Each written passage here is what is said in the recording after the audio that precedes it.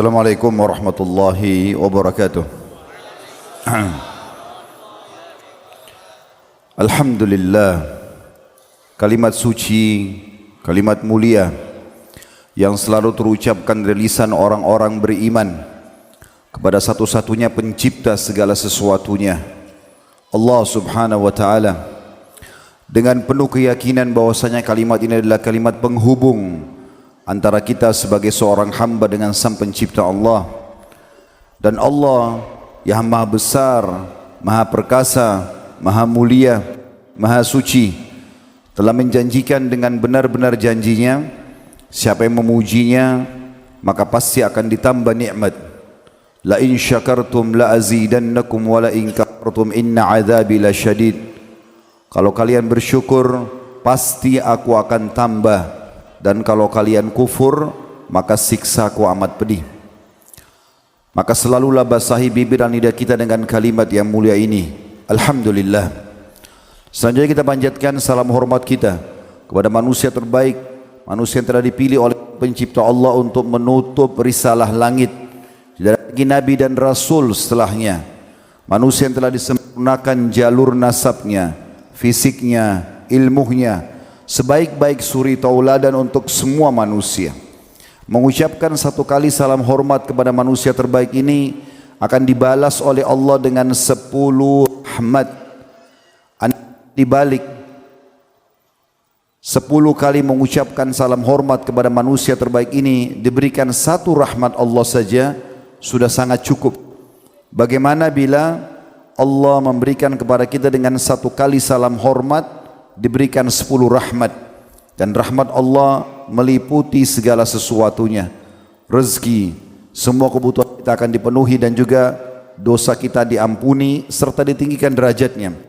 Maka setelah memuji Allah subhanahu wa ta'ala, jadilah orang yang selalu mengucapkan salawat dan taslim kepada Nabi besar Muhammad sallallahu alaihi wa ala alihi wa sahbihi wasallam. Teman-teman sekalian, karena melihat Ramadan sangat dekat sekali, InsyaAllah kita akan sampai di bulan Ramadan. Semoga Allah subhanahu wa ta'ala mudahkan kita untuk mencapai, dan juga dijadikan kita orang-orang yang ikhlas, orang yang penuh dengan program-program ibadah, dan terus mengikuti dengan taubat-taubat nasuha.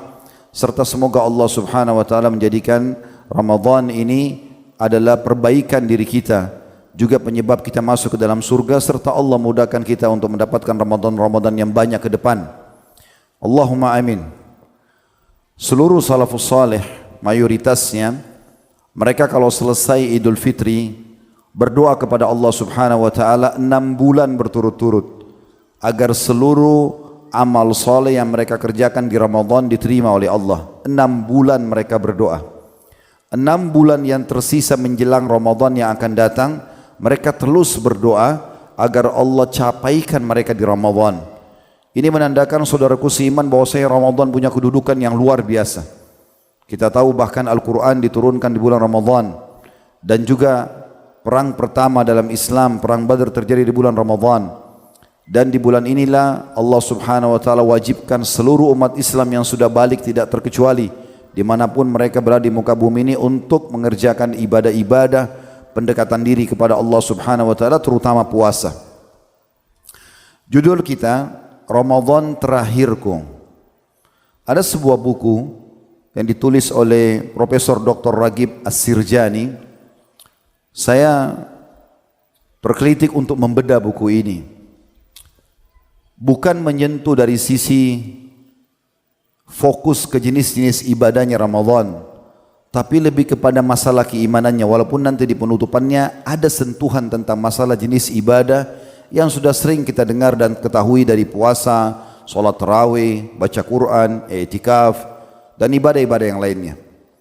Tapi yang menarik dari buku yang ingin saya bacakan kepada teman-teman sekalian, beliau memulai lebih dari setengah lembaran bukunya, semuanya menyentuh keimanan kita, menyadarkan kepada kita bahwasanya umur kita sangat terbatas, kita akan meninggal semuanya. Teman-teman jangan pernah terpengaruh dengan kulit yang masih belum keriput, umur yang masih 20 tahun, 30 tahun, 40 tahun, dan selalu kita melihat orang yang lebih tua daripada kita, sehingga kita selalu menganggap, oh waktu masih lama. Ini keliru sekali. Terlalu banyak orang yang meninggal masih muda, bahkan mungkin lebih muda daripada kita. Dan juga banyak sekali yang meninggal lebih sehat daripada kita, lebih tampan dan cantik daripada kita, lebih banyak prestasi-prestasinya. Saya yakin kita semua sudah pernah melewati kuburan, bahkan sering. Seharusnya diambil sebagai pelajaran, saudaraku seiman. Kalau kita melihat itu gundukan tanah saja sama batu nisan, maka itu pandangan kita yang masih hidup. Tapi harusnya kita lebih merenungi apa dan siapa yang ada di dalamnya. Islam sudah memberikan gambaran kepada kita bahwasanya di dalam kuburan itu ada manusia seperti kita, sama melalui proses melahirkan dari rahim seorang ibu, lahir dari rahim seorang ibu, kemudian anak-anak, kemudian remaja, punya angan-angan dan harapan seperti kita, punya prestasi-prestasi yang ingin dia kejar, mungkin sudah mencapai banyak prestasi yang sangat besar, bahkan banyak di antara mereka sudah menjadi raja-raja dunia, tapi akhirnya mereka juga masuk ke tanah tersebut. Dan kita semua sedang melangkah ke sana. Poin ini dulu yang akan kita singgung teman-teman sekalian, supaya nanti kita berharap Ramadan kita yang akan kita sambut ini punya makna. Bukan hanya dilalui kapan nih Idul Fitri, sehingga dari awal Ramadan dia gelisah ingin segera menghabiskan Ramadannya. Bukan sebaliknya, dia menikmati detik demi detik, menit demi menit, jam demi jam, agar dia bisa lebih mendekatkan diri kepada Allah Subhanahu wa taala. Saudaraku seiman, andai saja Allah menyampaikan kita semua satu hari saja, seperti sekarang misalnya, saat kita sedang hadir di masjid ini, tentu ini semua dengan izin Allah Subhanahu wa taala. Ini adalah hari emas kita semuanya. Besok kita tidak pernah tahu masih hidup atau tidak.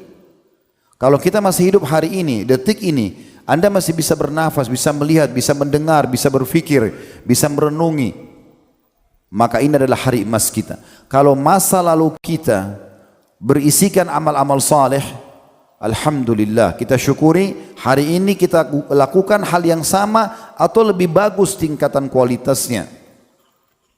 Kalau masa lalu kita penuh dengan dosa-dosa, saatnya kita bertaubat. Karena hari ini adalah hari emas. Dalam sebuah riwayat dijelaskan, saudaraku seiman, di zaman Nabi SAW dulu ada orang yang meninggal mati syahid. Meninggal mati syahid. Pada saat orang ini meninggal mati syahid, disolati oleh Nabi SAW dan para sahabat, ya.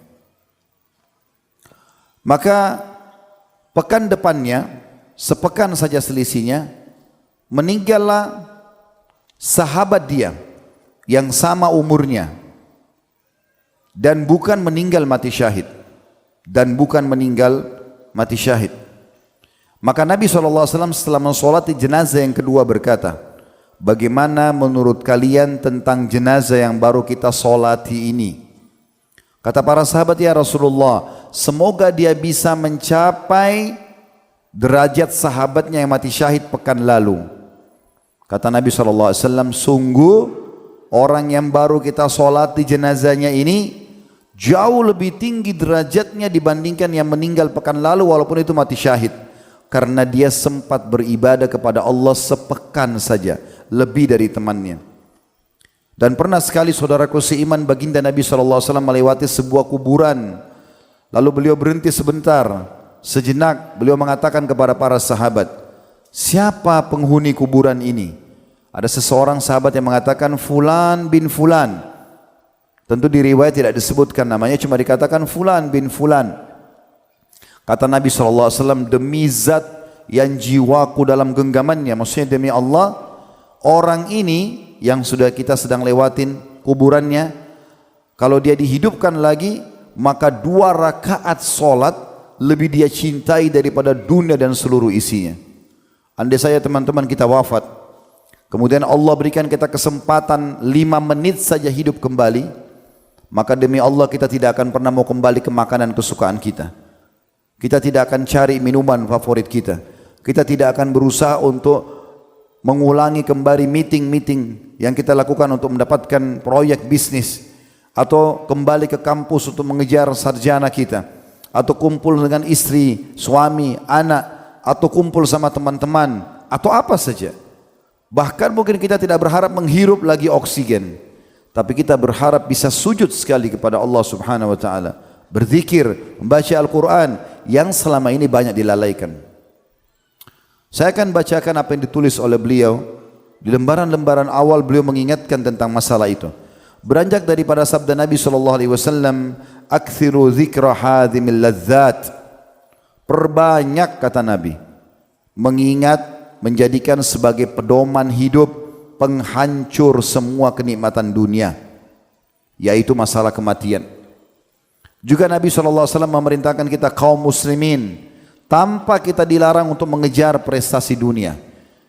Nabi SAW tidak pernah melarang kita untuk pakai baju yang bagus, berpenampilan yang rapi, bersih.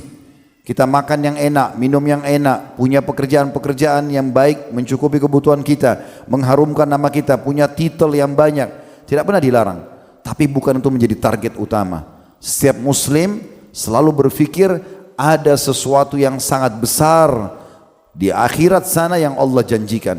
Kehidupan yang tidak akan pernah ada penyakit lagi, tidak ada lagi kematian. Semua yang manusia khawatirkan di dunia, di surga sudah tidak ada lagi. Kata Nabi SAW, orang yang masuk surga tidak akan habis masa mudanya. Semua ahli surga berumur 33 tahun, enggak lebih sehari, enggak kurang sehari. Tidak akan pernah beringus, tidak akan pernah meludah, tidak akan pernah buang air besar dan buang air kecil. Makanan dan minuman yang tidak dibutuhkan oleh tubuh mereka akan keluar dalam bentuk keringat yang lebih wangi dari bau kasturi. Kehidupan yang abadi selamanya. Itu yang merupakan target kita. Dalam hadis yang lain beliau mengangkat sabda Nabi SAW, yaitu hadis yang diriwayatkan oleh Imam Bukhari, "Kun fid dunya ka'annaka gharibun aw 'abiru sabil." Hai muslim, hai muslimah, jadikan dirimu di dunia ini seperti orang yang asing atau hanya lewat saja. Dalam riwayat yang lain kata Nabi SAW, ada apa aku dengan dunia? Dunia ini, aku ibaratnya di dunia ini seperti seorang musafir yang penat, capek, lalu mampir di bawah sebuah pohon, menghilangkan sejenak penat itu, lalu kemudian aku akan pergi. Abdullah bin Umar radhiyallahu anhu menanggapi sabda Nabi SAW ini, lalu mengatakan dalam statement yang masyhur, "Idza amsayta fala tantadhirus sabah." Kalau kau tiba di sore hari kayak kita sekarang, jangan pernah tunggu besok pagi. Belum ada janji, belum ada jaminan kita masih bisa hidup. "Wa idza asbahta fala tantadhiru masa." Kalau kau tiba besok pagi, jangan tunggu lagi sorenya. Kita ini teman-teman bukan ulang tahun seperti banyak orang melakukan dengan mengikuti acara-acara orang non-muslim merayakan ulang tahun. Kita ini ulang detik, bukan ulang tahun. Per detiknya kita ini dihitung. Bisa detik ini kita bernafas, 1 detik, 2 detik setelahnya kita meninggal. Apa jaminannya? Coba Anda melihat rumah sakit, mana yang lebih banyak? Orang yang ada di dalam rumah sakit yang sedang dirawat atau orang yang lula lalang di pinggir jalan? Kita akan temukan lebih banyak orang yang lula lalang di pinggir jalan. Artinya lebih banyak orang yang meninggal tanpa sakit. Jadi kalau selalu mengkhayal nanti saya sakit, masuk ICU baru meninggal, itu keliru besar. Detik ini di ruangan ini kita bisa meninggal. Saya pun bisa meninggal. Mungkin di ujung masjid ini tiba-tiba ada malaikat Anda tidak lihat, saya yang saksikan, lalu dicabutlah ruh saya. Apa yang orang akan katakan? Khalid Basalamah pernah ceramah, selesai. Habislah semua sejarah hidup saya dan saya akan mempertanggungjawabkan perbuatan dosa kalaupun ada, naudzubillah, semoga Allah maafkan, dan juga saya akan menikmati hasil amal saya. Anda akan dikenang berapa lama? Sehari, 2 hari, seminggu, 2 minggu, setahun, 10 tahun, habis itu selesai. Orang akan sibuk dengan alamnya sendiri. Ingat selalu sabda Nabi SAW, kalau anak Adam meninggal dunia, maka akan ikut ke kuburan 3. Keluarganya, secinta-cintanya istri sama suami, suami pada istri, orang tua pada anak, anak pada orang tua, sahabat dengan sahabatnya, tetap akan pulang Tidak akan nunggu di kuburan. Anda akan sendiri di situ nanti. Mereka cuma antar sebentar. Setelah itu kata Nabi SAW, hartanya, mobil kita semewah apapun, parkir paling jauh di pagar kuburan, tidak akan masuk ke liang lahat. Semua titel, jabatan tidak ada yang dibawa. Lalu kata Nabi SAW, yang ketiga adalah amalnya. Dan amalnya ini akan tinggal. Salat, puasa, zikir, baca Quran, berdoa, semua ketaatan-ketaatan yang selama ini kita lalaikan, justru itu yang akan menemani kita pada hari kiamat. Atau maksud saya di alam barzah. Juga beliau mengangkat sabda Nabi SAW yang menganjurkan kita agar mengingat mati setiap 2 hari sekali. Bagaimana Nabi SAW bersabda dalam hadis Bukhari, "Ma haqqum ri'im muslimin lahu syai'un yusi fihi yabitu lailataini illa wa wasiyatu maktubatun indahu." Artinya, tidak sepatutnya seorang muslim itu memiliki sesuatu yang dijadikan wasiat. Utang dia, takut kalau dia meninggal tidak sempat dibayar. Ada orang yang pernah dia sakiti belum sempat dia minta maaf. Dia ingin menasihati istrinya, ibunya, tantenya, pamannya, ayahnya, anaknya, saudaranya. Semua apapun yang dia ingin wasiatkan. Kata Nabi SAW, tidak sepatutnya seorang muslim yang memiliki sesuatu yang dijadikan wasiat melebihi 2 malam. Kecuali wasiat itu sudah tertulis di sisinya. Wasiatkan. Taruh di bawah bantal Anda. Tulis di handphone, memo handphone Anda. Kita tidak pernah tahu kapan kita meninggal. Sehingga jangan sampai kita kena hadis Nabi SAW. Bahwasanya ruh orang mukmin tergantung antara langit dan bumi selama utangnya masih belum dibayar. Demikian pula, saudaraku seiman, bagaimana Allah Subhanahu wa taala beliau mengangkat dari selanjutnya surah An-Nisa ayat 78 mengingatkan kepada kita, mati bisa setiap saat menjemput kita. Dan itu sangat misterius. Bunyinya a'udzubillahi minasyaitonirrajim, aina ma takunu yudrikumul maut walau kuntum fi burujim musyayyadah.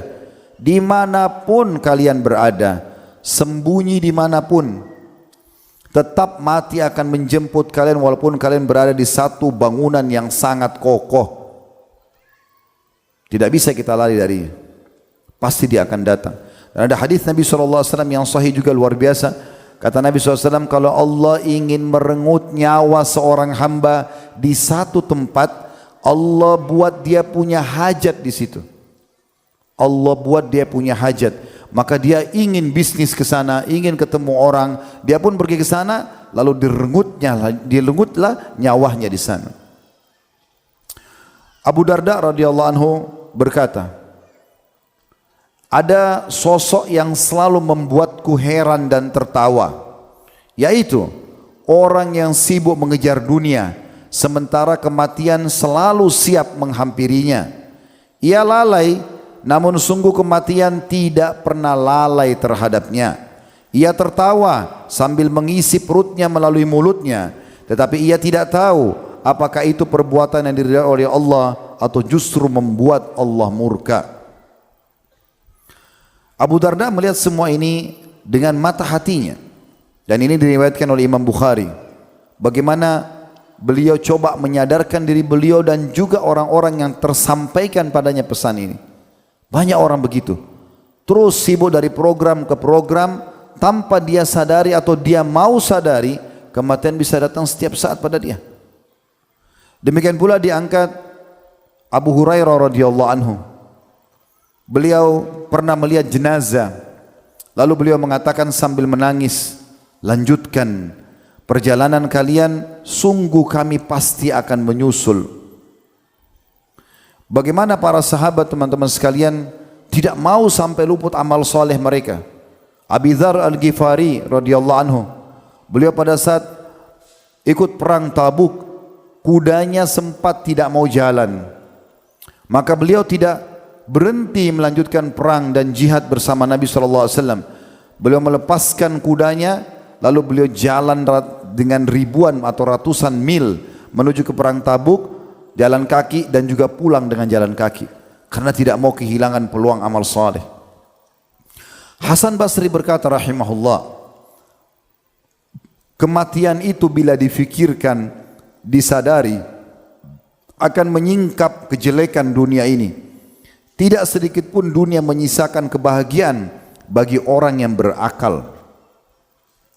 Bagaimana Makhul rahimahullah, seorang salafus saleh yang saleh, dia pada saat melihat jenazah dia mengatakan, lanjutkan, bawa jenazah ini segera.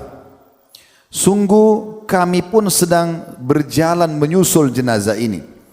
Sebuah nasihat yang sangat mengena lagi singkat. Maksudnya kalau jenazah sedang lewat, ini sebuah nasihat yang singkat tapi harusnya mengena.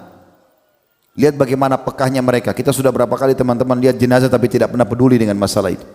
Bahkan kadang-kadang ada seseorang di antara kita naik kendaraan bersama temannya, motor atau mobil, kecelakaan, temannya mati depan mata dia, dia masih selamat, tidak juga membuatnya sadar. Seakan-akan dia cuma mengatakan syukur saya tidak mati bersama teman. Padahal setiap saat bisa terjadi pada dia. Allah memberikan dia selamat sebenarnya supaya dia masih punya waktu untuk taubat. Pada saat terjadi tsunami dan longsor besar di beberapa wilayah di Indonesia, saya sempat lihat cuplikan ada beberapa orang mengambil cuplikan pendek dari masyarakat yang sempat selamat. Ada satu anak muda dengan polosnya dia ceritakan, dikatakan apa yang terjadi di sini. Dia bilang tiba-tiba bumi bergerak, semua bangunan seperti disedot masuk ke dalam bumi itu. Lalu dia gambarkan rumah-rumah ini seperti berputar dan tenggelam. Orang-orang yang masih dalamnya tidak sempat keluar, lalu masuk ke dalam. Dan hampir semua orang tidak bisa lolos. Bukan cuma manusia, bukan cuma rumah mereka, hewan-hewan juga semua tersedot. Lalu kemudian setelah mereka tertimbun ke tanah dan wafat manusia-manusia tersebut, seperti dimuntahkan kembali oleh bumi dan keluar. Tapi anak muda ini hanya menceritakan, dan dia mengatakan waktu itu saya termasuk dengan beberapa teman-teman saya yang sempat menginjak pijakan-pijakan tanah dan sempat lolos. Tapi dia cuma bahasakan itu. Dia tidak coba ambil pelajaran bagaimana kalau tiba-tiba dia lagi ngomong ini lalu berputar tanah itu menyedot juga dia. Saudaraku seiman, Makhul mengatakan, saya ulangi lagi, lanjutkan jenazah ini. Sungguh kami pun sedang berjalan menyusul. Sebuah nasihat yang sangat mengena kalau lihat jenazah ini. Lagi singkat. Sementara kelalaian yang sangat buruk telah menimpa. Maksudnya selalu saja jiwa ini ingin lalai, malas ibadah. Orang yang pertama yang jadi jenazah sudah pergi. Namun sayangnya orang yang datang setelahnya tidak mengambil pelajaran. Sayang sekali.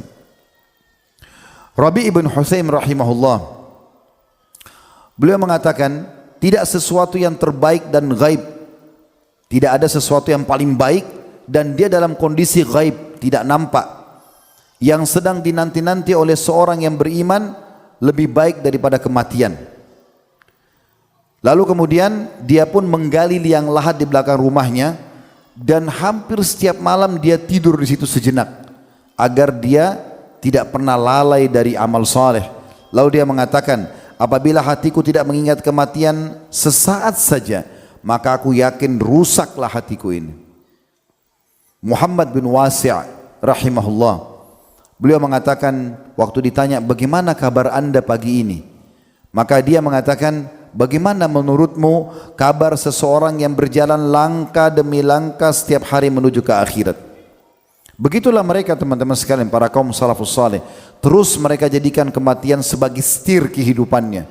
Selalu dia sadari fakta ini akan datang kepada dia, sehingga dia selalu punya persiapan. Umar bin Abdul Aziz mengatakan, jadi ini biasa mereka kalau kumpul, mereka bukan lagi teman-teman gosipin orang, sibuk membicarakan urusan dunia. Umumnya para salafus saleh kalau urusan dunianya dia selesaikan. Tapi kalau sudah kumpul sama sahabat-sahabatnya, yang dibicarakan masalah kematian. Dikatakan dalam beberapa riwayat tentang Umar bin Abdul Aziz rahimahullah, beliau seringkali berkumpul dengan para ahli fikih dan mereka selalu saling mengingatkan kematian sampai akhirnya mereka menangis semuanya seakan-akan di depan mereka ada jenazah. Demikian pula Al-A'mash rahimahullah. Al-A'mash salah satu guru Imam Bukhari yang kesekian gitu dalam sanadnya. Beliau mengatakan, kita pernah menghadiri proses pemakaman dan kami tidak mengetahui siapa sebenarnya keluarga yang ditinggal oleh mayit karena saking sedihnya seluruh manusia pada saat itu. Mereka menangis melihat kuburan, mereka menangis melihat jenazah, bukan karena sedih ditinggal oleh orang tersebut. Mereka membayangkan dirinya bagaimana kalau jadi jenazah. Dan ini terjadi dalam riwayat Bukhari juga. Baginda Nabi SAW pernah melihat ada jenazah sahabat lagi akan diturunkan di kuburan. Lalu kemudian beliau datang mendekat. Waktu Nabi SAW lihat liang lahat itu, tiba-tiba beliau duduk di atas lutut beliau. Sambil beliau menangis terisak-isak, meneteskan air mata, membasahi jenggot beliau dan sampai menetes ke tanah. Lalu beliau mengatakan, untuk tempat seperti inilah kita harus punya persiapan. Thabit Al-Bunani rahimahullah berkata, dahulu kita pernah menghadiri proses pemakaman.